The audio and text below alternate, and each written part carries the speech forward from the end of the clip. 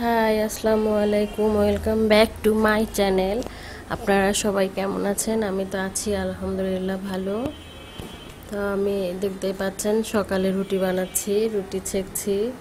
তা আমি কিন্তু এইভাবেই প্রতিদিন রুটি ছেঁকি এবং একটা কাপড় দিয়ে সুন্দর করে দিলে রুটিগুলো ফুলে যায়। আপনারা এইভাবে ট্রাই করতে পারেন। তা আমি কিন্তু সকালে রুটি বানানোর আগেই কিছু মানে রান্না রেডি করে রেখেছি। মানে রেডি বলতে কি কি রান্না করব সেগুলো আমি ফ্রিজ থেকে বের করে রেখেছি। তারপরে কিছু টুকটাক কাজও করে ফেলেছি। তা এখন আমি রুটি বানিয়ে ফেলছি, রুটি ভেজে ফেলছি। তো সকাল থেকে দেখা যায় যে সকাল থেকেই কাজগুলো শুরু করলেই বেশি ভালো হয়।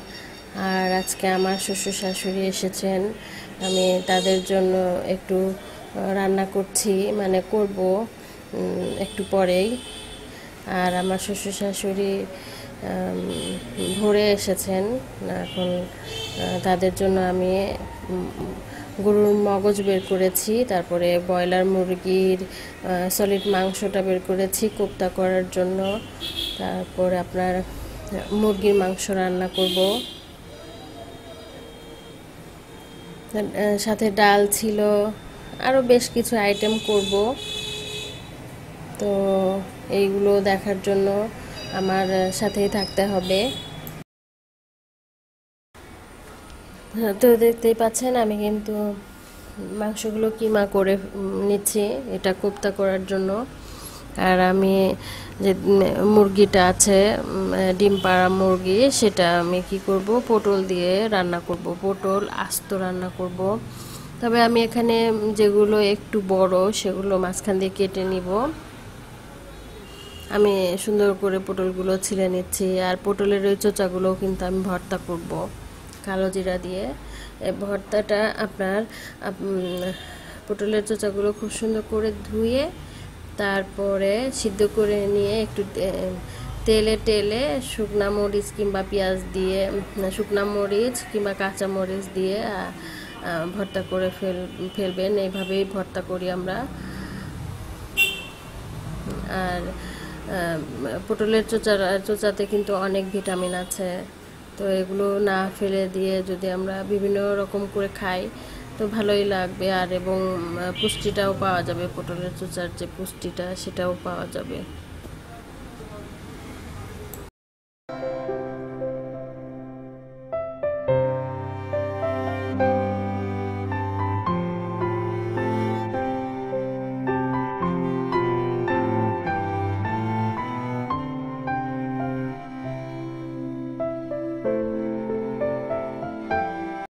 তো আমি এখানে পটলগুলো সুন্দর করে কেটে নিচ্ছি এবং কাঁটা চামিচের সাহায্যে কেচিয়ে নিচ্ছি। তাহলে দেখা যাবে যে ঝালটা, লবণটা পটলের মধ্যে সুন্দরভাবে ঢুকে যাবে।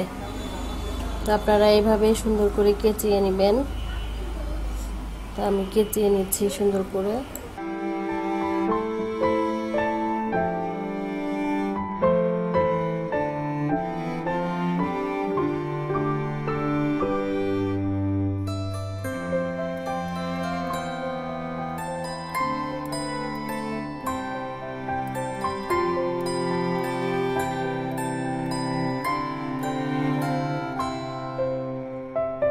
এই যে পটল দিয়ে মুরগি রান্নাটা অনেক মজা হয়, অনেক ইয়াম্মি ইয়াম্মি খাবার একটি। আর এই খাবারটি আমার মেঝো মামা খুবই পছন্দ করতেন। মেঝো মামা কিনা জানি না, তবে আমার মানে চার মামার মধ্যে আপনার ছোট মামার বড় যেটা সেটা ওটাকে কি বলে, সেজো মামা বলে। ওই মামা এই মুরগির মাংসটা খুবই পছন্দ করতেন। তো নানি কিন্তু আমার নানি এভাবে রান্না করতেন। তো আমার নানি এখন অসুস্থ, আপনারা সবাই নানির জন্য দোয়া করবেন। আসলে এইসব রান্না যখন করি তখন তাদের কথা একটু মনে পড়ে যায়,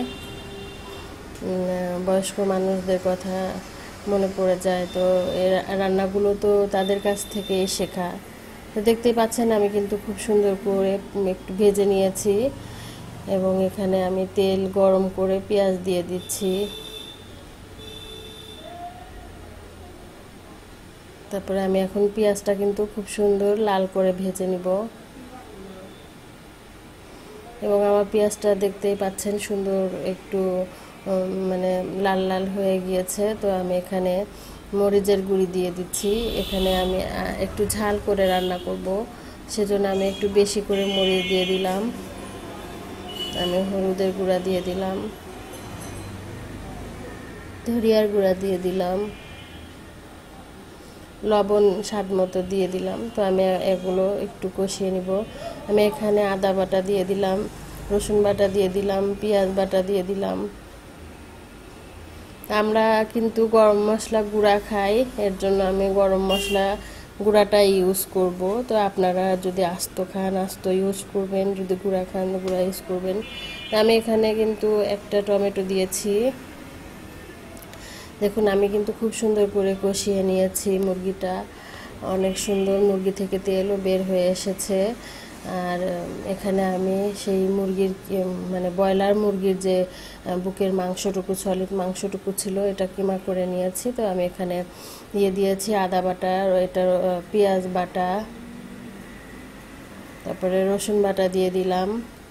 আমি যতটুকু করছি এইটুকু আপনার পরিমাণ মতো দিবেন মশলাটা। আসলে মশলাটা কেউ বেশি খায় কেউ কম খায়, এটা আপনাদের যার যার চয়েসের উপরে নির্ভর করবে। এখানে আমি দিয়ে দিলাম লবণ, জিরা বাটা, গরম মশলার গুঁড়া, আর আমি এখানে দিয়ে দিয়েছি মরিচের গুঁড়া। তো আপনারা এখানে ব্ল্যাক পেপারও দিতে পারেন, মানে গোলমরিচের গুঁড়াও ইউজ করতে পারেন। এটা এখন আমি খুব সুন্দর করে মাখিয়ে নিব। খুব সুন্দর করে মাখিয়ে নিয়ে আমি হাতে একটু তেল ভরে সুন্দর করে কোপ্তার মতো করে বানিয়ে নিব। তাই এখানে কিন্তু আমার মাংসটাও কষে যাচ্ছে, আমি মাংসটা অন্য চুলায় শিফট করে দিয়েছি। তো আমি এখানে কোপ্তাটা এখন রান্না করে ফেলবো, আমি কোপ্তা কারি করব। তো আমি এখানে দুটো মরিচ দিয়ে দিয়েছি, একটু পেঁয়াজ দিয়ে দিয়েছি। এখানে পেঁয়াজ আস্তটা না দিলেও হয়, আপনি বাটাটাও দিতে পারেন। তা আমি সামান্য একটু দিয়েছি শুধু ভাজা ভাজা ফ্লেভারের জন্য। তো এখানে আমি কিন্তু মরিচের গুঁড়া, তারপরে হলুদের গুঁড়া, ধনিয়ার গুঁড়ো এগুলো দিয়ে দিচ্ছি, দিয়ে একটু কষিয়ে নিব। এখানে কিন্তু একটু বেশি করে পেঁয়াজ বাটা দিতে হয়। তো আমি পেঁয়াজ বাটা, রসুন বাটা দিলাম, তারপরে আদা বাটাও দিয়ে দিলাম। এখন আমি একটু পানি দিয়ে কষিয়ে নিব। তো দেখতেই পাচ্ছেন মশলা কিন্তু কষানোর মধ্যেই তরকারির স্বাদ অনেকটা নির্ভর করে। এখানে আমি একটা টমেটো পেস্ট করে নিয়েছি, আমি সেটা সম্পূর্ণই দিয়ে দিচ্ছি। তো এখানে আপনারা টমেটো পেস্ট না দিলেও কোনো ক্ষতি নাই, কারণ টমেটো আমাদের গ্রাম অঞ্চলে টমেটো কিন্তু সবসময় থাকে না। তো আমি যখন এরপরে করব তখন আমি এই টমেটোটা দিব না, আমি এখানে একটু লবণ দিয়ে দিচ্ছি। আমি কিন্তু মশলাটা খুব সুন্দর করে কষিয়ে নিচ্ছি, কারণ রান্নার স্বাদ আসে মশলা কষানোর উপরে। আমি এখন কিন্তু হাতে তেল ভরিয়ে নিয়ে কোপ্তাগুলো সুন্দর করে দিয়ে দিব।